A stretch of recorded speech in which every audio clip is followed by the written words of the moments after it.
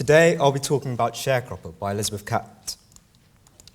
Elizabeth Catlett once said, "I've always wanted my art to serve as my people, to reflect us, to relate to us, to stimulate us, to make us aware of our potential. We have to create an art for liberation and for life." Elizabeth Catlett was an African-American artist. She was a graphic artist who created work from lino cuts, lithographs, woodcuts, and she made sculptures in wood, stone, clay, and bronze. The granddaughter of former slaves, Catlett was raised in Washington, D.C. by her widowed mother and alongside her two siblings. She was awarded a scholarship to attend the Carnegie Institute of Technology, but she was then rejected because of her race. Instead, Catlett attended Howard University and then went on to attend the University of Iowa 5 years later. Grant Wood, her painting teacher at Iowa, told his students, "Do something that you know a lot about." To Catlett, these things were women, black people, and working class people, and they were the groups that she returned to time and time again in her career, believing in the power of art to change perceptions of her people. In 1946, Catlett was able to get away from America's racist Jim Crow laws and move to Mexico City thanks to a grant from the Rosenwald Foundation. There, she joined the Taller de Gráfica Popular, an influential and political group of printmakers who wanted to create accessible and affordable art for all. The group chose printmaking for their political aims because prints are easy to produce in large quantities, helping them to reach as many people as possible.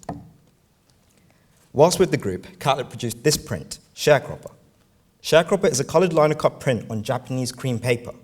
It measures 450 by 431 millimeters, so it's just a little smaller than A2. It was made in 1952, published in 1970, and it depicts a black woman who was someone known as a sharecropper. A sharecropper was a person who lived and grew crops on land owned by someone else. They had to pay rent to the farmer with part of their crop, creating an impossible-to-escape cycle of debt. As they were forced to give up huge amounts of their crops, they tended to live in poverty in very harsh conditions. Like her own grandparents, these people were former slaves. The signs of the woman's hardships are there. We can see her weathered skin, the safety pin which is working to keep her jacket closed, the straw hat which protects her face from the sun, and we can see this tired expression on her face, all evidence of the struggle she is forced to endure. However, this print doesn't strike me as one that is meant to evoke sympathy from the viewer, as I think the woman still manages to exude an aura of pride and dignity. The print's composition is dominated by the woman's face, making her the sole focus of our attention and giving her this grand status. We also look at her from below, which causes her to become an inspirational and larger-than-life figure, someone for us all to look up to. The only colored parts of this print are the woman's face and clothing, which bring attention to her defining characteristics in the eyes of society, the fact that she's a farmer and the fact that she's black. There are hardships that come with her life, yet she remains strong. The toughness of this woman's character is reflected in the lines which cover her face, and the patterns, the range of textures and strokes, all creating this structure and adding a sense of energy to the print. To me, Catlett's ability to use mark making to apply texture in this print is particularly outstanding. She uses a wide range of marks to convincingly suggest the textures of her clothing, the straw of the hat, and the woman's hair, as well as being used in surrounding background. The incredible level of detail forces the viewer to pay attention and look closely, adding an even more awe-inspiring quality to the print. Elements of Sharecropper are consistent with some of Catlett's earlier work, such as War Worker.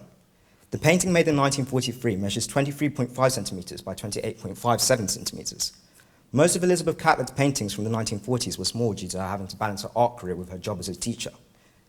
Nigel Freeman, director of Swan's African American Fine Art Department, suggests the fact that she was making these, despite the demands and importance of her teaching career, shows the commitment and her dedication to depicting the black experience. War Worker is a tempera and paper painting, and it depicts an African American man who served during the Second World War, looking down with a tired, solemn expression. For many African Americans, the war was an opportunity to escape the cycle of poverty they'd been in since slavery. However, despite fighting for their country in war, they continued to endure racism both within the military and in the USA. As a result, many black Americans felt disillusioned with the war efforts and demoralized by the societal structures which continued to impress them. Like Sharecropper, this painting brings attention to the struggles and unfair treatment of black people whilst conveying a powerful feeling of resilience in the face of adversity. The Met Museum notes that Catlett drew on the formal vocabularies of Cubism, and the influence of Cubism on her work is very apparent in both Sharecropper and War Worker. The Cubist movement, started by Pablo Picasso and Georges Braque, involved breaking objects down into distinct planes in order to show different viewpoints at the same time. Picasso was inspired by African tribal marks, and we can see tribal masks, and we can see a similar effect here. In War Worker, the man's face is divided into different shapes using color and tone. There's an almost sculptural quality to the way the different planes of the face come together to create the complete three-dimensional face. Despite the Cubist influence, Catlett still conveys a sense of naturalism by retaining the man's features, similar to African tribal masks, which, while stylized, are still clearly faces.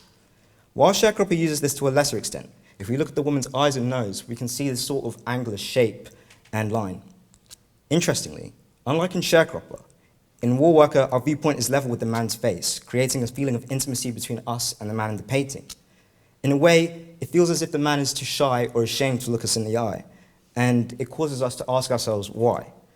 However, I think despite this, I think Woolworker still has the same powerful feeling of resilience that Sharecropper does. Despite the limited color palette, she contrasts bright, vibrant yellows with very dark browns and blacks. I thought that maybe the bright colors help add excitement and show the hope that a black man might have, but then the darker colors work to suppress that excitement, reflecting the oppression that black people may have faced at the time.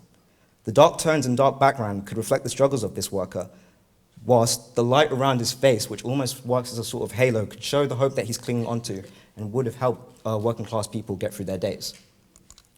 Above all else, I find Sharecropper to be very inspiring.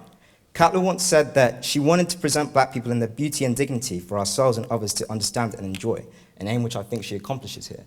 I think that as we look back on people who have endured tough times, human tragedies, and human suffering, we tend to look at them as victims, and as a result, we start to pity them.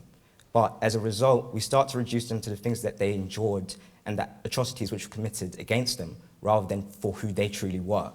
I think that Catlett reminds us that these people were people, and rather than just pitied and looked down on, we should look up to them and admire them for the tenacity and the resilience that would have helped them get through their day-to-day lives. And that is why Catlett's work is so impactful to me. Thank you for listening.